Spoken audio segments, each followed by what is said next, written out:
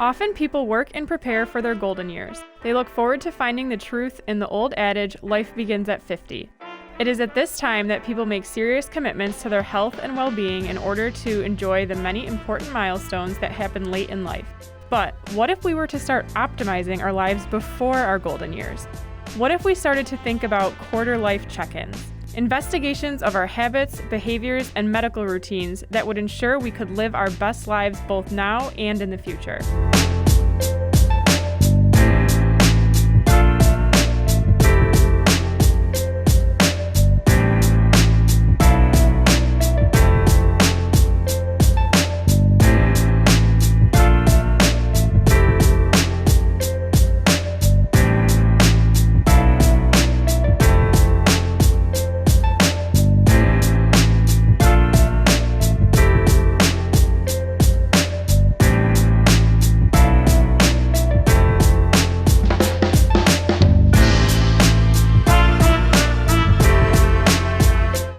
Checking in with your habits and routines doesn't have to be hard.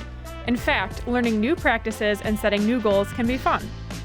I do a lot of yoga and a lot of just like self-guided flow and meditation. I look at yoga as a lot different than I would any other sport or working out because I use it a lot to help me mentally with my ADHD and depression and stuff. I really love the movement. It was a challenge unlike anything in the weight room can really do. Holding poses was really interesting, and you're working completely different muscles.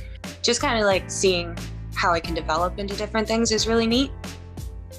There is evidence that people who engage in hobbies and athletic practices enjoy better moods, feel more interested, and have less stress. One practice that I've recommitted to in order for me to live my best life is acrobatics. Acrobatics is similar to gymnastics in that it has similar techniques, ideas, and fundamentals. It's a really fun way to exercise. It might not be the safest way to exercise, but it's really fun and it gets your adrenaline going. Aside from that, it's also really therapeutic. It was always a good way for me to cope with any type of stress or negativity that I maybe experienced in that time period. In addition to recreation, paying attention to your body is important. If something feels wrong, meeting with a medical professional for preventative care is definitely in order. I have been feeling not great for a while now. I've sought out doctors for at least 2 or 3 years about me being extremely fatigued. I was always told that I was anemic. So I started really not feeling good and I started getting fevers. Obviously, everyone thought it was COVID. I ended up having to go to the emergency room because I needed to be examined properly. I noticed like the beginning of the year, I've been short of breath and it just got continually worse. And I was having chest pains and stuff. So I was diagnosed with Hodgkin's lymphoma about a few weeks ago.